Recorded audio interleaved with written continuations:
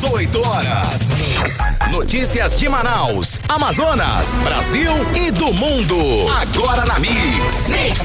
Legal, em 6 horas, 1 minuto em Manaus. Boa noite pra você em 100,7. Você aí na sintonia certa no melhor mix do Brasil. Tudo pronto, hein?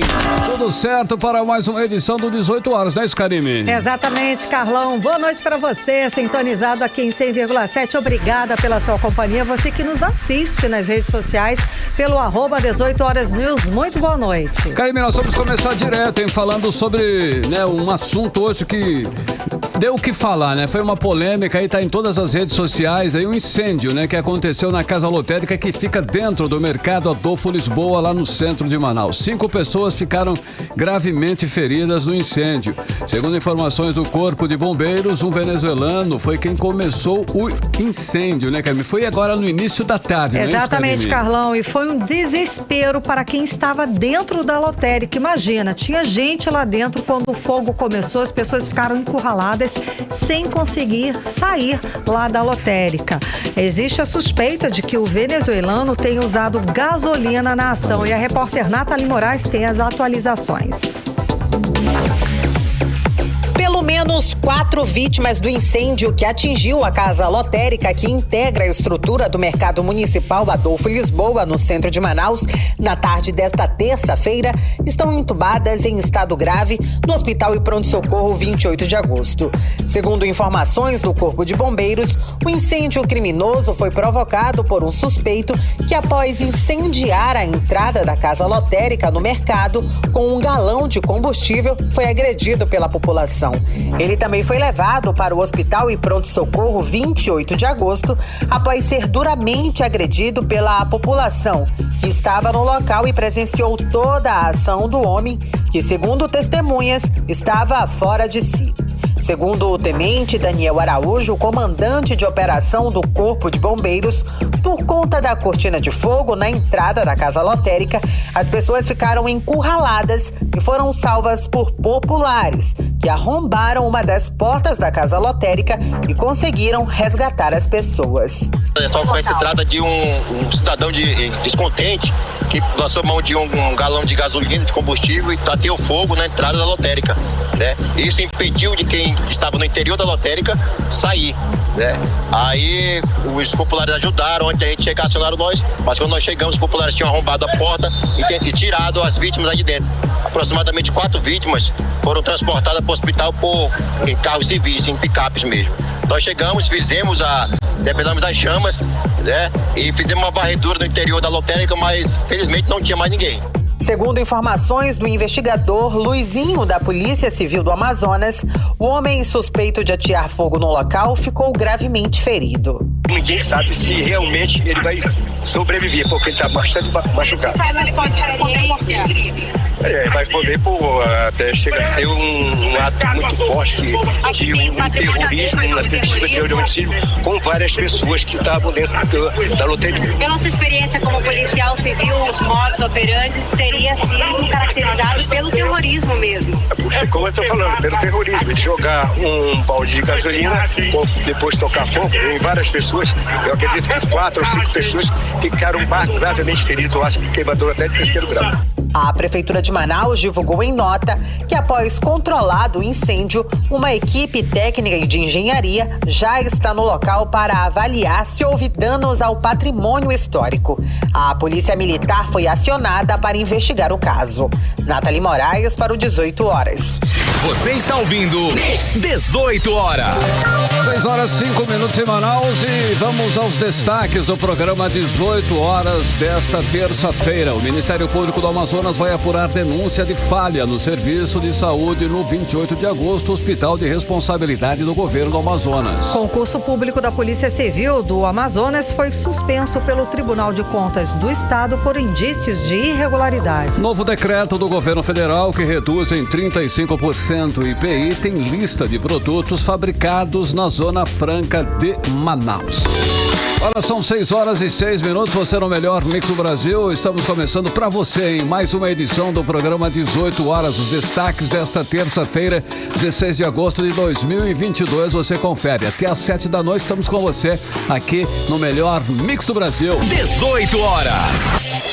Olha só, em a situação cada vez pior para quem precisa contar com a saúde pública no Amazonas. Além das constantes denúncias de falta de medicamentos, insumos e estrutura, agora a falha no serviço de exames. O Ministério Público do Amazonas vai apurar denúncia de que o equipamento de tomografia instalado no 28 de agosto não está funcionando, Karime. Pois é, Carlão, e só pra gente ressaltar aqui que o Hospital e Pronto-Socorro 28 de agosto é uma das maiores unidades de saúde administradas pelo governo do Amazonas. E a portaria do procedimento de investigação foi publicada nesta segunda-feira pela Promotoria de Justiça especializada na defesa dos direitos humanos à saúde pública. A repórter Odineia Araújo tem os detalhes de mais essa denúncia contra a saúde do Estado. A portaria de abertura da investigação sobre o Hospital 28 de agosto foi publicada nesta segunda-feira pela promotora de justiça especializada na defesa à saúde pública, Cláudia Câmara. A investigação vai apurar como está funcionando o equipamento de tomografia do Hospital e Pronto-Socorro 28 de agosto, uma das maiores unidades de saúde administradas pelo governo do Amazonas. A promotora levou em consideração denúncia de uma paciente do 28 de agosto que atende casos de urgência e emergência, clínica e cirúrgica, incluindo traumas ortopédicos, urologia, vascular, oftalmologia, queimaduras, dentre outros. O Ministério Público investiga possível caso de negligência médica quando a paciente precisou fazer exame, mas o equipamento de tomografia instalado no 28 de agosto não estava funcionando. Também embasa a investigação o teor do termo de audiência extrajudicial realizado em 27 de maio desse ano, ocasião em que foi registrado que o equipamento de tomografia não funcionou para atender a paciente.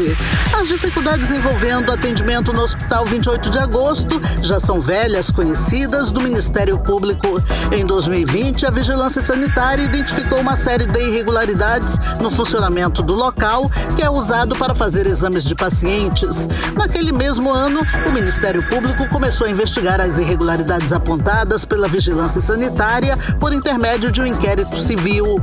Na ocasião, por meio de nota, a Secretaria de Saúde do Estado afirmou que já estava trabalhando nas adequações necessárias do 28 de agosto. O Ministério Público exigiu do hospital à época levantamento radiométrico das salas com equipamentos emissores de radiação, elaboração de cronograma e registros de manutenção desses equipamentos e apresentação de documentos que comprovem o treinamento da equipe. Também pediu os registros de testes mínimos de controle de qualidade dos equipamentos e os registros de controle ocupacional dos funcionários expostos à radiação no Hospital 28 de agosto.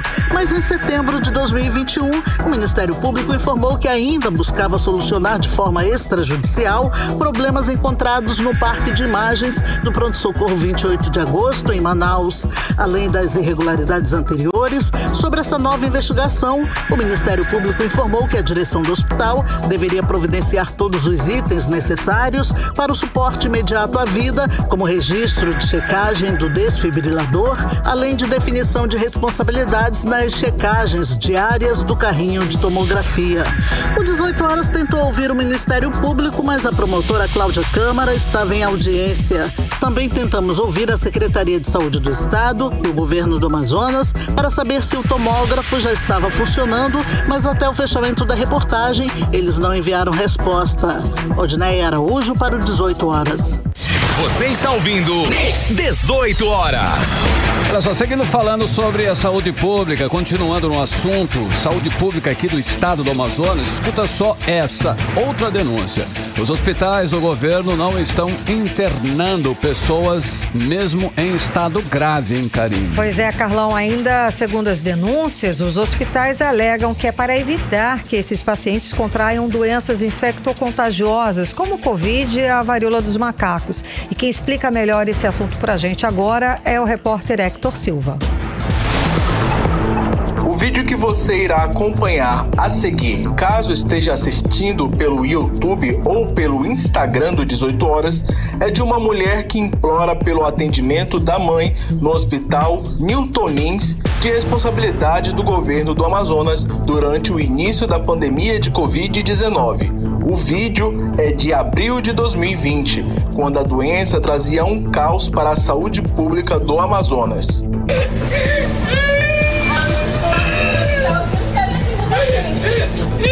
Gente, não tem condição, né? Tem que atender, gente. Isso aqui não é o que o governo alugou de milhões. A mulher tá morta dentro do carro. A mulher tá morta dentro do carro. Passados 2 anos da pandemia, casos como esse continuam. A exemplo disso, escute o que o eletricista Sérgio Malaquias tem sofrido com a situação da mãe que está com câncer. A minha mãe, ela sofreu 3 AVCs, tá? Por causa do CA. Ela tem um CA no colo do outro. Aí eu levo ela pro SPA, aí eu chego no SPA por causa do AVC, eles cuidam, aí depois eles falam que é para levar pro SECOM. A gente chega no SECOM, eles só fazem aplicar medicamento e manda pra casa. Ah, minha mãe tá em estado terminal, tá toda comprometida. Ela tá com tumor no colo do outro, o estômago dela tá todo comprometido, o fígado todo. E o último era a cabeça, e a cabeça já tá comprometida. Mas a gente não tem condições de ela estar em casa, porque, hora e momento, o neurocirurgião falou, pode dar outra crise de AVCs nela. E até chegar o SAMU na nossa residência, é muita complicação, porque o SAMU passa 1h30 para poder chegar. Sábado eu chamei o SAMU, era 8 horas da manhã, veio parecer era 9h30. Isso aí é sacanagem, né? De acordo com o presidente do CIMEAN, o Sindicato dos Médicos do Amazonas, Mário Viana, casos como esse devem ser analisados com cautela, mas a ordem para internação ou retorno à casa é sempre de um médico. A decisão de internar ou de tratar ambulatorialmente é do médico que está ali presencialmente, né, fazendo o atendimento, né? Evidentemente que existem casos e casos, né? Então, por exemplo, um paciente que chega politraumatizado, né, com fraturas, com alguma lesão mais grave e tal, esse paciente tem que ser atendido e mantido pelo menos em observação, né? Mas muito possivelmente vai ser internado, né? A reportagem do 18 Horas procurou a SES, a Secretaria de Estado de Saúde, para saber o que está acontecendo na rede pública de saúde do estado. Mas até o fechamento da reportagem, a assessoria de imprensa da pasta não respondeu o questionamento. Hector Silva para o 18 Horas. Você está ouvindo 18 Horas. Entrevista do dia. E para seguir falando sobre os problemas na área da saúde pública do estado do Amazonas, vamos conversar com o presidente do Sindicato dos Médicos do estado, doutor Mário Viana. A gente segue conversando com o senhor. Muito boa noite, seja bem-vindo ao 18 Horas. Então, falando sobre o Hospital 28 de Agosto, a gente acompanhou na reportagem da Odineia Araújo que em 2020 a Vigilância Sanitária identificou uma série de irregularidades, o assunto foi denunciado. Agora, de lá para cá, o que a gente vê, alguma coisa mudou, doutor? Boa noite. Boa noite, Karine. Prazer falar com vocês mais uma vez. Bom, Karine, primeiro, antes de responder, eu queria dizer que o Sindicato dos Médicos, nesse momento, está impedido por uma decisão absurda e autoritária, antidemocrática da Secretaria de Estado de Saúde, há mais ou menos um mês, de fazer fiscalização nas unidades de saúde da capital ou do interior. Nós estamos judicializando essa questão e nós vamos mostrar a esse governo corrupto e autoritário, né, que colocou policiais em torno dos hospitais em plena crise do oxigênio para impedir que a população que estava sendo assistida, ou melhor, desassistida nas unidades de saúde, falasse com a imprensa e fizesse as suas reclamações. Pouca coisa mudou, na verdade só piorou a situação da maioria das unidades de saúde no que se refere a insumos, condições de trabalho e ambiente com vazamentos, infiltrações, mofo higiene às vezes não adequada. A maioria das unidades sofre de todos esses problemas. Ok, doutor, então, de um modo geral, na sua análise, pelo que o senhor tem observado, a saúde no estado do Amazonas, como ela está, hein? Muito ruim, caótica, como se estivéssemos na primeira onda da pandemia ou na segunda, em plena crise do oxigênio, né? Só que o Sindicato dos Médicos, que é o maior denunciador da situação caótica da saúde desse estado, está sendo amordaçado, está sendo impedido de fazer a sua atividade constitucional. Doutor, então na sua análise, eu lembro que em 2019, em entrevista ainda aqui com a gente, no 18 horas, o senhor pediu uma intervenção federal, ainda com o então ministro Mandetta, o ministro da Saúde, o Mandetta, para que a federação, para que a União pudesse assistir com mais atenção à área da saúde do estado do Amazonas. Na sua análise, o que o senhor acha que ainda é preciso uma intervenção federal na saúde do estado? Eu acho que sim, uma intervenção federal e uma ação dos órgãos de fiscalização, principalmente no que tange a desvios, né? Nós estamos vendo agora cada vez mais licitações que não entendo como licitações limpas, né? Onde empresas de saúde que estão no mercado há muito tempo e que prestaram serviço de relevância às unidades de saúde desse estado e da capital, sendo substituído por empresas de outros lugares, né? Sem corpo clínico definido e sem a qualificação necessária para as atividades. Um exemplo é a questão da ultrassonografia nas maternidades, que estamos há praticamente uma semana sem médicos ultrassonografistas nas maternidades, que seria a mesma coisa que um centro cirúrgico não ter cirurgião para operar. Nós fizemos essa reportagem também, está lá no site do 18 Horas, no 18horas.com.br. Doutor, então, na sua opinião, para finalizar, quais seriam as medidas urgentes, emergenciais para reverter, para melhorar esse quadro da saúde do estado? Primeiro, vergonha na cara, né, do governador e dos seus assessores, né? Faria muito bem. E tomar as ações necessárias, né? Fazer contratações limpas, com pessoal qualificado, necessário, repor os insumos, né? Que até dipirona está faltando. Sabemos que há um problema mundial na fabricação, mas existem alternativas e a gestão é obrigada a dar as alternativas e não informar o que se passa. Agora, o que não se pode admitir e se entender isso como uma coisa normal e que todo mundo, inclusive os órgãos de fiscalização de controle social, achar que o autoritarismo do governador deve ser aceito de forma passiva pela população e pela sociedade amazonense. Ok, muitíssimo obrigada, doutor, pela sua participação conversando com a gente hoje aqui no 18 Horas. E aproveito para pedir desculpa a vocês, não ao governador. Imagina, a gente agradece muito a sua participação. Muito obrigada, boa noite, bom trabalho. Nada. Conversamos com o presidente do Sindicato dos Médicos do Estado do Amazonas, o doutor Mário Viana. 18 horas.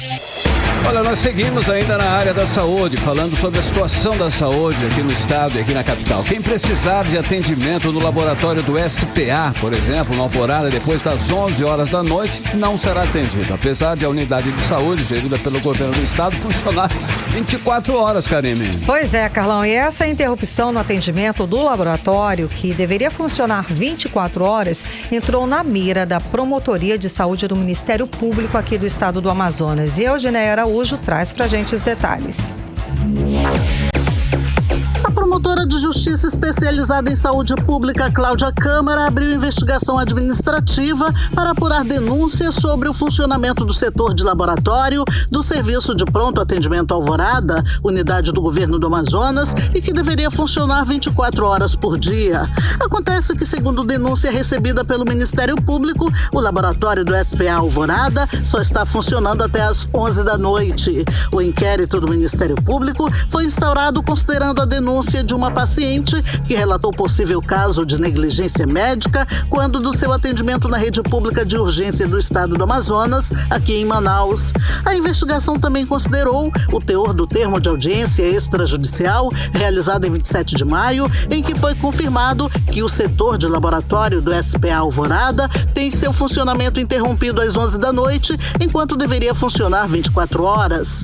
A portaria de instauração de procedimento preparatório, publicada ontem, considera ainda que, de acordo com sua carta de serviços, o SPA Alvorada deve fazer atendimento de urgência e emergência médica e odontológica. Em 15 de março de 1993, a unidade recebeu a nomenclatura de SPA Alvorada e, desde então, passou a atender 24 horas casos de urgência, que são aqueles que não apresentam risco imediato à vida, como dores, febres, viroses e pressão alta, além de atender também situações de emergência onde a vida apresenta ameaça imediata, como ferimentos por arma de fogo, arma branca, fogos, cortes, acidentes, parada cardíaca, crise convulsiva, entre outros. O 18 Horas tentou ouvir tanto o Ministério Público quanto a Secretaria de Saúde do Estado e o Governo do Amazonas, mas até o fechamento da edição eles não enviaram resposta. Odneia Araújo para o 18 Horas. Você está ouvindo 18 Horas. 6h22 aqui em Manaus. Vamos para Brasília conversar com o nosso correspondente, jornalista Carlos Eduardo Matos. Carlos Eduardo, então, finalmente começou, né? A campanha eleitoral começou oficialmente na madrugada desta segunda para terça-feira, né? 00:01 já estava podendo tudo. E imediatamente, santinhos digitais invadiram as redes sociais. Cadu, 00:01 já estava lá. Cadu, pode isso? Começou. Boa noite. Boa noite. Poder pode, né, Karime? É chato, mas pode. Boa noite para você.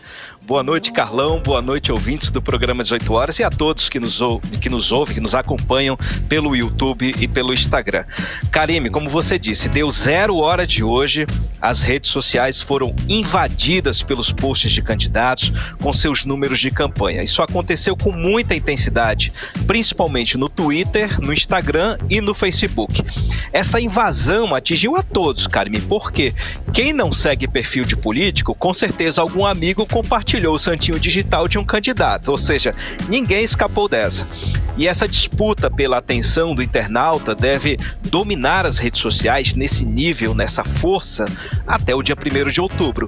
E vale ressaltar, Karime, a campanha na internet está autorizada pelo TSE, mas com uma série de regras de segurança, principalmente em vigilância às fake news. Então, se você, amigo ouvinte, recebeu um conteúdo bombástico de algum candidato, de um site que você não conhece, não compartilhe. Faça o que é certo. Delete o conteúdo e quebre de uma vez esse ciclo de mentira, independente do candidato que for. Karime, no que se refere à campanha presidencial, hoje foi um dia bastante movimentado entre os dois principais candidatos. E, claro, teve discurso inflamado e troca de ofensas entre Lula e Bolsonaro. Bolsonaro, como a gente falou ontem, visitou o Juiz de Fora, em Minas Gerais. Ele fez um comício bem no lugar onde ele foi esfaqueado em 2018, em cima de um trio elétrico com centenas de pessoas em volta, com centenas de apoiadores. Vamos ouvir um trecho do discurso de Jair Bolsonaro. O Brasil é uma grande nação, é um grande país, mas que até pouco tempo era roubado pela esquerdalha que estava no poder. O nosso país não quer mais corrupção. O nosso país quer ordem e prosperidade.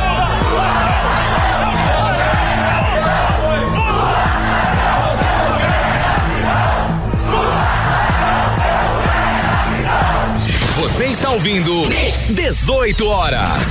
E a gente acompanhou já em plena campanha de reeleição a fala do presidente Jair Bolsonaro. Cadu. E o povo ali replicando, né? Chamando Lula de ladrão, enfim, pra gente entender o nível. Mas são discursos que não criam novos eleitores. É um discurso que alimenta os que já existem. Então é assim que funciona. Karime, já o ex-presidente Lula foi para a porta da fábrica da Volkswagen em São Bernardo do Campo. A gente falou ontem aqui que pela manhã ele estaria na porta da fábrica MWM em São Paulo, mas o evento foi cancelado por motivo de segurança. Hoje à tarde, na porta da Volkswagen, Lula fez críticas e ofensas a Jair Bolsonaro. Vamos ouvir. Os trabalhadores e trabalhadoras da Volkswagen querem dizer a você, presidente fascista, quer dizer a você, presidente genocida, a gente não quer um governo que distribua armas, a gente quer um governo que distribua livro, a gente não quer um governo que alimenta o ódio. A gente quer um governo que alimente o amor. A gente não quer um governo que seja contra a fraternidade, a solidariedade. Você não derramou uma única lágrima por 680 mil pessoas que morreram do Covid. Você nunca se preocupou em saber quantas crianças estão órfãs, porque você foi negacionista, você não acreditou na ciência, você não acreditou na medicina, você não acreditou nos governadores, você não acreditou na medicina. Você está ouvindo 18 horas. Também em campanha já eleitoral, o ex-presidente Luiz Inácio Lula da Silva. Cadu, realmente é uma troca de gentilezas. No ditado popular, né, Karime? Pau torando ali, solto, comendo solto ali entre Lula e Bolsonaro. Vai ser nesse nível aí até o final, com certeza. Falando nessa questão de segurança, Karime, a Polícia Federal negou o pedido feito pelos policiais federais que acompanham Lula de reforçar o efetivo devido a indícios de ameaças à vida do ex-presidente. A segurança de Lula, que é feita pela PF, é coordenada por 3 delegados federais, Andrei Rodrigues, Rivaldo Venâncio e Alexander Oliveira. São 3 delegados aí que já trabalharam no grupo do ex-presidente Lula. Agora, voltando a falar de redes sociais, Karime, a campanha de Bolsonaro foi bem cautelosa nas publicações a partir das 0 horas. Eles não entraram nessa esteira, nesse ânimo, nessa agitação toda a partir das 0 horas. Já a equipe de Lula preferiu pisar no acelerador e disparar um vídeo de Lula que tem um tom ali de início de caminhada, de otimismo, falou muito em otimismo e esperança.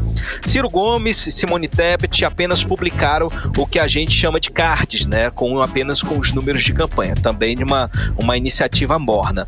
Agora, Karime, o ex-presidente Lula, a gente falou ontem sobre as fake news que estão sendo espalhadas, principalmente pelos evangélicos, por parlamentares evangélicos, falando que Lula, se for eleito, ele vai fechar igrejas. Então ele postou agora há pouco, hoje à tarde, aqui um post no Twitter que diz o seguinte: Bolsonaro mente para os evangélicos. Ele é um fariseu, tenta manipular a fé de homens e mulheres evangélicas que vão à igreja pela sua religiosidade.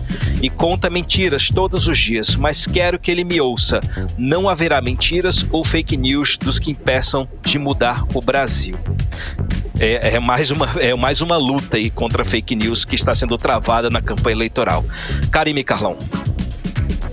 Ei, Cadu, olha só, o Superior Tribunal Federal aprovou a lei que prevê a indenização para os profissionais da saúde que ficaram sequelados, né, no período da Covid-19. Cadu, resta saber agora quando vai começar a valer essa lei, não é isso? Você tem aí essa informação já? Sim, Carlão, já está valendo. Essa lei foi aprovada pelo Congresso Nacional e agora foi validada pelo STF, após o governo questionar a constitucionalidade das indenizações.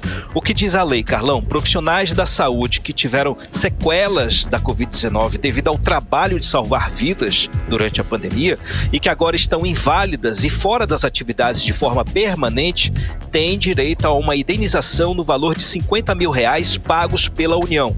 O mesmo valor é previsto aos cônjuges dependentes ou herdeiros dos profissionais da saúde que morreram de Covid-19 após serem contaminados durante o exercício da profissão.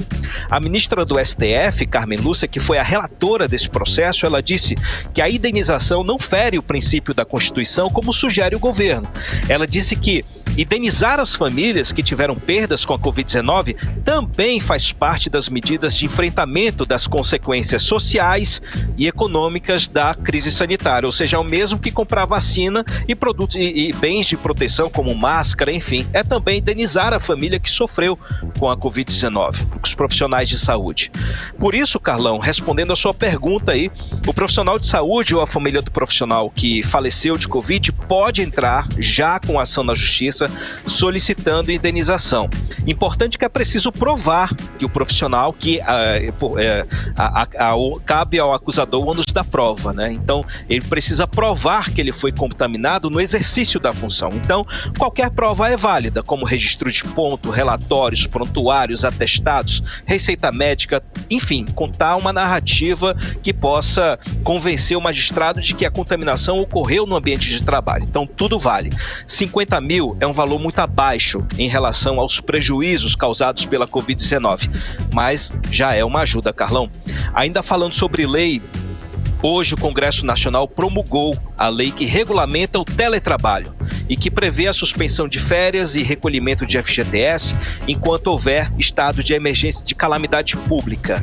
A gente falou sobre esse assunto aqui no 18 horas, Carlão, não sei se você lembra, acho que foi na semana passada, antepassada, na verdade, foram aprovadas medidas pelo Congresso Nacional para ajudar os empresários a enfrentarem a crise provocada pela pandemia. É engraçado que o estado, a emergência pública de combate à Covid-19 acabou, mas a calamidade pública permanece na economia. Estão aprovando medidas em relação à calamidade pública. Então não se sabe, está valendo ou não está, né?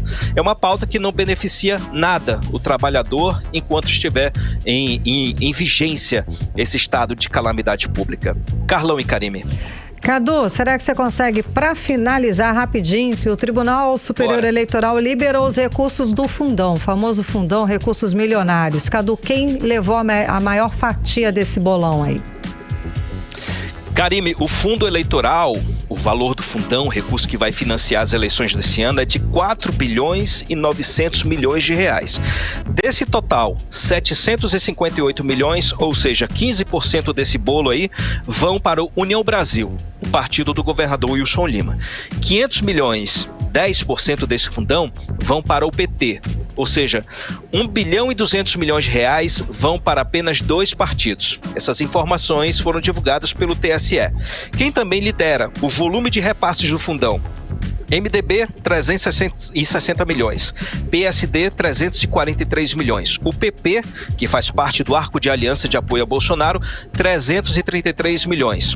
PSDB, que faz parte do apoio a Simone Tebet, 317 milhões. O PL, que é o partido de Bolsonaro, vai receber 268 milhões. E o Republicanos, que também faz parte da ala de apoio ao presidente da República, vai receber 236 milhões de reais. E importante ressaltar, esse dinheiro já começou a ser repassado, viu? E já tinha muito candidato chiando, querendo dinheiro urgente aí para bancar a campanha que já acabou o dinheiro, né?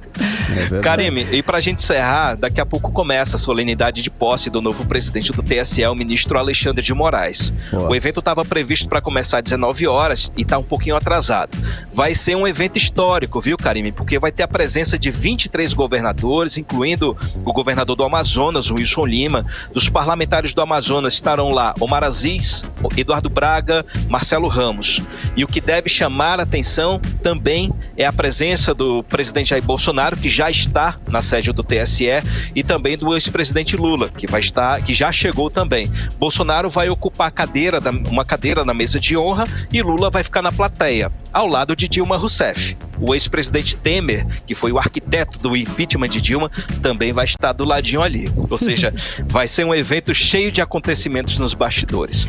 Volto com vocês, Karime e Carlão. Obrigada, Cadu, pelas informações. Boa noite, bom trabalho. Valeu, gente. Tchau. Um abraço. Tchau, tchau. Valeu, Cadu. 18 horas. São 6 horas e 34 minutos. Você no melhor mix do Brasil. Daqui a pouquinho você confere no 18 horas. O novo decreto do governo federal que reduz em 35% o IPI tem lista de produtos fabricados na Zona Franca de Manaus. Esse é o nosso assunto em instantes aqui no 18 horas. Mix. Agora Agora nós vamos conferir a previsão do tempo, hein? Tempo e temperatura para esta noite de terça e madrugada de quarta. Tempo e temperatura, Karine Leão. Previsão do tempo. Segundo informações do Climatempo, não há previsão de chuva para essa noite madrugada. A mínima prevista é de 23 graus, a máxima não deve passar dos 33 graus. As chances de chuva são de 65%. A umidade relativa do ar fica entre 49% e 91%. Mix. Olha só, nesta segunda-feira, o concurso público da Polícia Civil do Amazonas foi suspenso pelo Tribunal de Contas do Estado por indícios de irregularidades. Carlão, e segundo o Tribunal de Contas, a exigência do diploma de curso superior na fase atual do concurso e da Carteira Nacional de Habilitação não tem fundamento legal. E a repórter Nathalie Moraes explica mais a respeito do assunto. O concurso público da Polícia Civil do Amazonas foi suspenso pelo auditor do Tribunal de Contas do Amazonas, Mário Filho, nesta segunda-feira. Segundo o órgão, indícios de irregularidades no certame foram confirmados pela Secretaria de Controle Externo após uma demanda recebida pela ouvidoria do tribunal. Na decisão do auditor Mário Filho, foi apontado que a necessidade do diploma de curso superior na fase atual do concurso e a exigência da Carteira Nacional de Habilitação não tem fundamentação legal, motivo pelo qual o concurso corre risco de causar graves danos à administração. Para o auditor, após a conclusão do curso de formação, é que se deve ser exigida a apresentação do diploma de conclusão do curso de bacharel em Direito, onde os candidatos serão efetivamente nomeados. Em relação à exigência de CNH, foi apontado no despacho que a exigência é desproporcional ao princípio do acesso aos cargos públicos, visto que a exigência deve ser feita somente se for necessária para o cargo após a posse do candidato já aprovado. Na decisão do relator, o concurso da Polícia Civil permanece suspenso na fase em que se encontra até que sejam tomadas providências pela organização para realizar as adequações apontadas. O certame foi feito para os cargos de investigador e escrivão e perito, com salários que variam de R$ 12.900 a R$ 16.200. O despacho com a suspensão foi publicado no Diário Oficial Eletrônico do TCE e pode ser acessado no site do Tribunal de Contas do Estado. Por meio de nota, a Polícia Civil do Amazonas afirmou que não haverá prejuízo ao cronograma já estabelecido, tendo em vista que já foram realizadas as etapas da primeira fase, tanto para o cargo de delegado quanto para os cargos de investigador, escrivão, perito, legista, criminal e odontologista. Um comprovante das correções também deve ser enviado pela Polícia Civil do Amazonas ao Tribunal de Contas aqui do Estado. Nathalie Moraes para o 18 horas. Você está ouvindo 18 horas. Olha, falando um pouco mais sobre eleições de 2022, escuta essa. O Ministério Público do Amazonas vai receber denúncias nas eleições deste ano pelo aplicativo Pardal do Tribunal Superior Eleitoral, hein, Karine? Exato, e podem ser feitas denúncias como compra de votos, abuso de poder econômico, abuso de poder político, uso da máquina pública para fins eleitorais, além do uso indevido dos meios de comunicação durante as eleições. Karine, o aplicativo é gratuito e está disponível para download nas lojas virtuais Apple Store e também Google Play. 18 horas. Agora, 6 horas e 39 minutos, vamos falar sobre os bastidores da política local com a repórter Artemisa Gadelha. Artemisa, seguindo, falando sobre eleições 2022 e a campanha eleitoral nas ruas, começou oficialmente à meia-noite aí desta madrugada, de ontem para hoje. Bom, e o que os candidatos fizeram nesse primeiro dia? A gente já falou com o Cadu sobre os candidatos a presidente da República. Agora, aqui no Amazonas, o que eles fizeram? Quem lançou primeiro? E os pedidos de candidatura têm deferimentos pelo Tribunal Regional Eleitoral? Atualiza pra gente as informações, Artemisa. Boa noite. Teve um pouco de tudo nesse primeiro dia, Karine. Boa noite para você, boa noite, Carlão, boa noite a todos que acompanham o programa 18 horas. Bom, após comentar sobre os candidatos, ao governo do Amazonas, eu vou falar sobre os indeferimentos, tá bom? Você mesmo já comentou hoje com o Cadu sobre os santinhos virtuais, né? Eles brotaram nos feeds, nas timelines, enfim, nas redes sociais. E quem iniciou primeiro aqui no estado do Amazonas, né? Começando aí pelo governador do Amazonas, o Wilson Lima, do União Brasil, candidato à reeleição. O Wilson começou a campanha como símbolo dele das redes sociais, um foguete, né? Realizou uma ação para a colocação de adesivos em carros, o popular adesivaço. Teve ponto em todas as zonas da cidade. O problema, Karine, Carlão e ouvintes, é que ações assim, na madrugada, saem um pouco, né, do controle. Então teve música alta nos carros com o jingle da campanha do Wilson, né, que é Eu Quero o Wilson, buzinaço, apitos, enfim. Só que o funcionamento de amplificadores de som é permitido somente das 8 da manhã até as 10 horas da noite. Mas o Wilson Lima quis aí sair na frente dos adversários sem medir essas questões. Só que até o momento não houve, pelo menos até o fechamento desta edição, qualquer denúncia referente a esta ação. Bom, o Wilson ainda prometeu nesse primeiro dia de campanha dar continuidade às ações como Prato Cheio, Asfalta Manaus, né, em parceria aí com a prefeitura, mas sem novidades nas propostas nesse primeiro momento. Vamos aguardar então aí as próximas ações. A Amazonino Mendes, que é da Federação PSDB e Cidadania, ele teve mais cautela, viu? E menos oba-oba também. Nesse primeiro dia, ele já iniciou a campanha anunciando aí o programa de combate à fome. Segundo ele, será o maior da história. Como nós já falamos aqui, né, esse programa pretende passar de R$ 150 atualmente pago no atual governo para R$ 450 caso Amazonino seja eleito. Hoje ele falou também que irá ainda expandir o Leite do Meu Filho para todo o Amazonas, programa que inclusive começou por ele, viu, na gestão da Prefeitura de Manaus. Amazonino afirmou que mais da metade da população do Amazonas não tem o que comer e que o estado está entre os piores do Brasil, com os maiores índices aí de pobreza.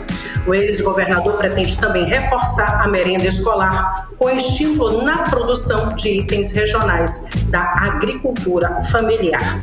Eduardo Braga agora, o senador Eduardo Braga, candidato ao governo do Amazonas pela coligação em defesa da vida, MDB, PSDB e a Federação PT, PCdoB e PV, ele iniciou a campanha hoje às 8 da manhã, com colocação também de adesivos em carros, distribuição de panfletos na Manaus Moderna, no centro da cidade, e ainda em outros pontos da capital amazonense. Iniciou a campanha também falando da geração de empregos, de saúde e educação de qualidade. E falou da fome também. Entre as propostas de Eduardo, a construção de 2 hospitais e pronto-socorros na Zona Leste e Norte, entre outros programas que nós comentaremos nos próximos dias. Bom, Amazonino Mendes, Wilson Lima e Eduardo Braga já apresentaram todas essas publicações, né, esses anúncios, com os respectivos CNPJs. Falando agora de Ricardo Nicolau, do Solidariedade PSB, ele realizou uma campanha, né, uma caminhada, na verdade, o início da campanha com uma caminhada no Centro Histórico de Manaus. E iniciou dizendo que tem um sonho, né, de um Amazonas mais justo. Ele teceu críticas ao governador Wilson Lima, dizendo que a população do Amazonas é vítima de um governo incompetente. Só que a gente sabe que a partir de hoje todo o material precisa constar, Karine, Carlão e ouvintes, o CNPJ. E Ricardo Nicolau realizou todos esses anúncios, enfim, da campanha sem o CNPJ.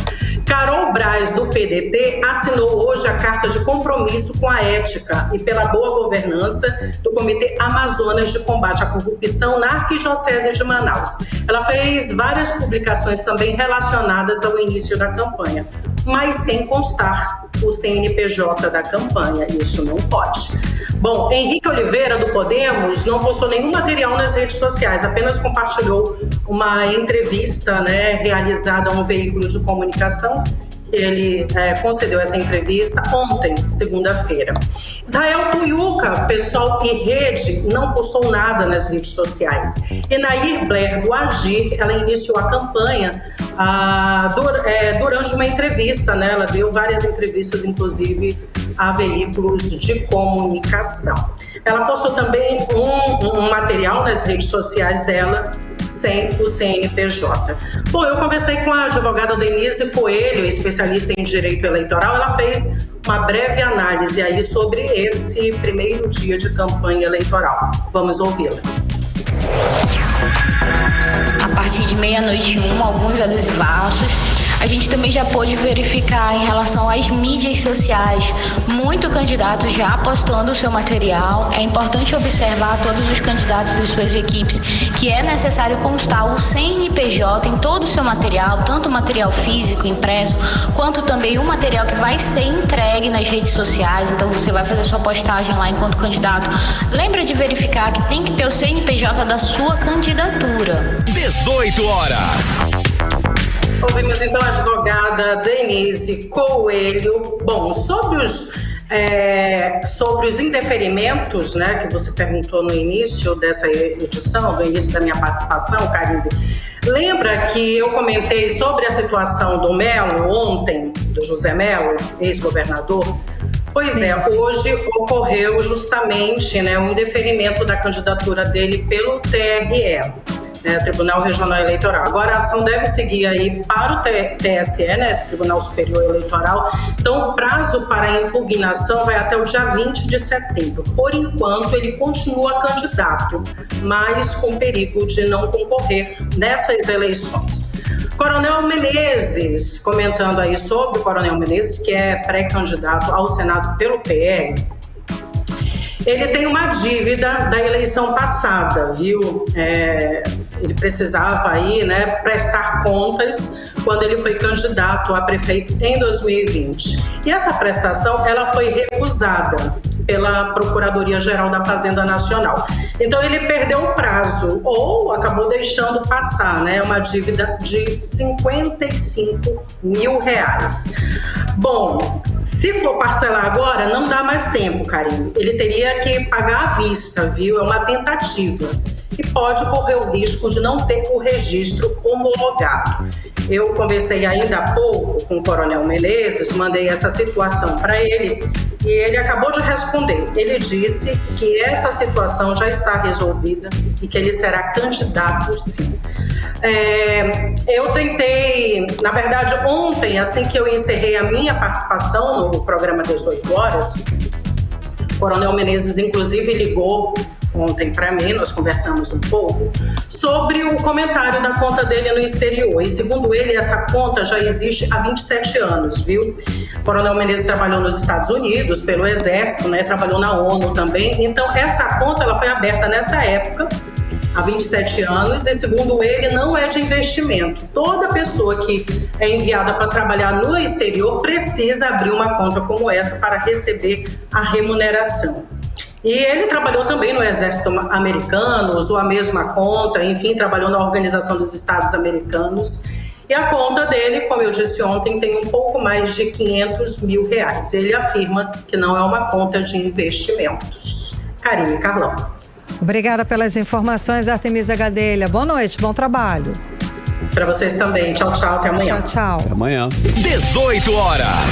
Olha só, vamos falar sobre a Zona Franca de Manaus. O Ministério da Economia deve publicar nesta semana um novo decreto que reduz em 35% o IPI, imposto sobre produtos industrializados. Pois é, vamos lembrar aí que desde fevereiro o governo federal tenta diminuir a alíquota do tributo. Na última tentativa, o decreto foi barrado pelo ministro Alexandre de Moraes do Supremo Tribunal Federal. Foi barrado no quesito Zona Franca de Manaus, né? A decisão foi no mês de maio. O ministro acatou o pedido da bancada amazonense, feito pelo Partido Solidariedade, decidiu em favor da Zona Franca. Karine, agora, para conseguir convencer o Supremo, o Ministério da Economia trabalha há algumas semanas para aumentar o número de itens produzidos na Zona Franca de Manaus que vão ter aí alteração no IPI. A repórter Nathalie Moraes explica os detalhes pra gente agora, nos 18 horas. Um novo decreto para reduzir o IPI, imposto sobre produtos industrializados em 35%, será editado pelo governo federal, segundo confirmou o ministro Paulo Guedes da Economia. Segundo o ministro, a medida será oficializada ainda nesta semana. O governo editará o terceiro decreto na tentativa de reduzir o IPI em 35%, pois os dois primeiros editados em abril e outro no mês de junho foram suspensos pelo ministro Alexandre de Moraes do Supremo Tribunal Federal. O magistrado acatou um pedido do Solidariedade sobre a competitividade aqui na Zona Franca de Manaus. As decisões defendem que a redução do imposto não pode ser aplicada aos produtos de todo o país que são produzidos aqui na Zona Franca.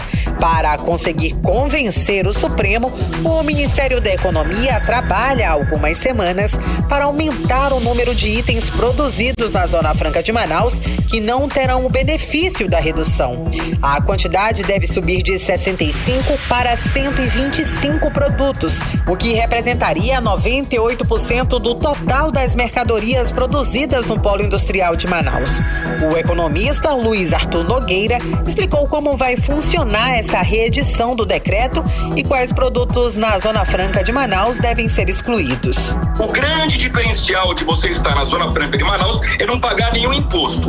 Na medida em que o governo vai reduzindo o IPI no Brasil inteiro, deixa de ser vantajoso estar na Zona Franca de Manaus. Então, o que o Supremo Tribunal Federal fez através do ministro Alexandre de Moraes? Proibiu essa nova redução de 35%, dizendo o seguinte: olha, se vocês reduzirem de novo o IPI, vocês vão matar a Zona Franca de Manaus. E o governo tomou uma decisão. Em vez de ficar brigando no Supremo, vai editar nesta semana um novo decreto, reduzindo em 35% o IPI, mas vai excluir dessa redução 125 itens que são produzidos na Zona Franca de Manaus. Por exemplo, relógio de pulso e máquina de lavar louças. Ou seja, esses itens continuam pagando zero de imposto na Zona Franca, mas vão continuar pagando IPI mais caro no Brasil inteiro. Com isso, o governo viabiliza a redução para todos os produtos que não são fabricados na Zona Franca de Manaus. Os produtos da Zona Franca de Manaus são isentos ao IPI, ou seja, não pagam o tributo. Somos um polo industrial onde as indústrias têm incentivos fiscais para se instalarem por aqui. Com a redução de carga tributária do país todo, a nossa região fica menos atrativa. Na semana passada, vários setores da indústria brasileira publicaram um manifesto nos jornais criticando a decisão do ministro Alexandre de Moraes e se oferecendo para mediar um diálogo entre o STF e o governo federal na busca de uma decisão mais equilibrada. Nathalie Moraes para o 18 horas. Você está ouvindo 18 horas. Muito bem, 6 horas e 52 minutos, você no melhor mix do Brasil, programa 18 horas, os destaques do dia até as 7 da noite para você. E agora a previsão do tempo e temperatura para amanhã, quarta-feira, tempo e temperatura, Karine Leão. Previsão do tempo. Segundo informações do Clima Tempo, a previsão amanhã é de sol e aumento de nuvens de manhã com pancadas de chuva à tarde e à noite. A mínima prevista é de 24 graus. A máxima também não deve passar dos 33 graus. As chances de chuva são de 67% e a umidade relativa do ar fica entre 48% e 94%. Mix. Economia. Vamos aos indicadores econômicos de hoje, terça-feira. O dólar fechou em alta de 0,96%, cotado a R$ 5,14. O euro fechou positivo em 1,08%, cotado a R$ 5,22. O Bitcoin fechou também em alta de mais 0,46% aos R$ 123.398. E o Ibovespa, o principal índice da Bolsa de Valores brasileira, fechou em positiva, uma alta de 0,43% aos 113.512 pontos. E escuta essa. Pesquisa revela que 18% dos brasileiros estão inadimplentes por não conseguir pagar despesas de alimentação. O levantamento é do IBGE e revela que os itens de alimentação tiveram alta acumulada de 14,72% nos últimos 12 meses, mais do que a inflação geral, que foi de 10,07%. Karine, a pesquisa foi feita pela empresa de inteligência Agência Financeira e Análise de Crédito Boa Vista em todo o país e revela que as despesas com alimentos deixaram 18% dos consumidores inadimplentes entre janeiro e junho deste ano. O índice foi o maior de todos os semestres analisados pela pesquisa desde 2017. O levantamento também mostrou que para 28%, ou seja, a maioria dos consumidores negativados, a principal causa da inadimplência continua sendo o desemprego. Pois é, Carlão, e nesse cenário de inadimplência e dificuldades de fechar o orçamento doméstico, será que as reduções dos combustíveis, essa semana a gente teve da gasolina, segunda-feira, e semana passada do diesel, será que esse cenário, isso aí, vai dar algum tipo de trégua para o consumidor nesses últimos meses do ano? Bom, eu conversei com a economista Denise Cassama, que disse não ser otimista aí com esse cenário. Vamos ouvir. Olha, eu juro que eu queria ser um pouco mais otimista, mas no momento ainda não dá, né? Essa trégua aí do aumento do combustível, ela está em função dessa forçada de redução tributária que o governo impôs na cadeia do combustível. Mas eu vi ainda hoje numa reportagem que nós ainda temos uma das gasolinas um dos combustíveis mais caros do mundo. Então a gente ainda está até acima da paridade do mercado global. E assim, enquanto a gente tiver os fatores que estão empurrando essa inflação para cima, a gente vai ver esse aumento de preços, né? De fato, o nível do desemprego está bastante alto, e não só do nível de desemprego, mas da redução da renda de uma forma geral, né? Então, os que ficaram empregados também tiveram uma redução da renda, né? O patrão falou, vou pagar menos, quem quiser vai ficar, porque a coisa também não foi fácil para as empresas.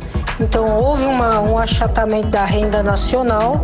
E pior, né? O Amazonas está abaixo dessa renda nacional, está acima da média de desemprego nacional, e evidente que esse cenário contribui aí para o aumento do endividamento, né?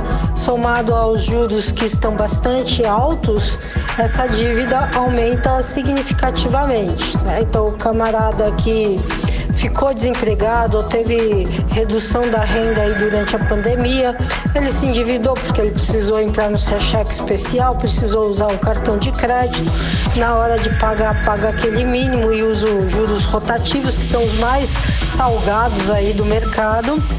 E aí isso só faz aumentar uma dívida que já estava alta. A gente ainda não vê essa perspectiva de melhora. Tem que haver um processo de redução dos juros, de redução do próprio processo inflacionário, que apontam alguns sintomas aí de uma leve redução. Então vamos esperar aí alguma melhoria no combate à inflação. Havendo essa redução da inflação, também você vai ter uma consequente redução dos juros, e aí talvez a vida fique um pouco mais aliviada. 18 horas.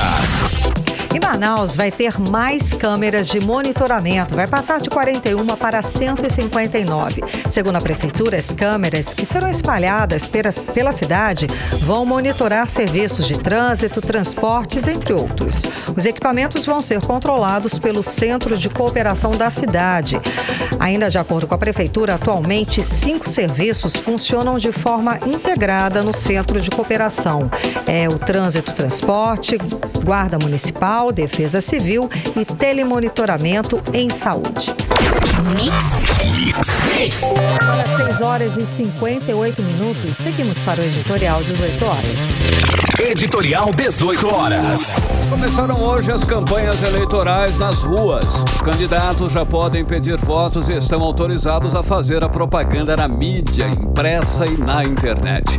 E tem agora permissão para realizar comícios, caminhadas e distribuir material gráfico. A propaganda no rádio e na TV começa em 26 de agosto. Tudo isso é a parte sobre responsabilidade dos candidatos. Da parte do eleitor, o que deve valer é o senso crítico e a informação. Sem isso, o voto tem grande chance de ser desperdiçado. O eleitor precisa se informar, avaliar e fugir das fake news. e prestar atenção nos discursos fáceis de quem promete tudo sem mostrar como e o que vai fazer para melhorar a vida das pessoas. 18 horas. Agora são 7 horas praticamente, Praticamente. Né, Tem mais um destaque aqui. Alta no preço das passagens aéreas afeta consumidor que quiser cancelar uma viagem já planejada. Olha, a legislação prevê direitos e deveres de companhias com os passageiros, tá? E se você quiser ter todas as informações a respeito desse assunto, tá lá no 18horas.com.br, Carlão. Agora sim, 7 em ponto, Karime Leão. Beijo, obrigada pela companhia. Até amanhã. Continue bem, continue em 100,7. Até amanhã. Você ouviu 18 horas. As notícias do Brasil e do mundo. De volta amanhã. Mix.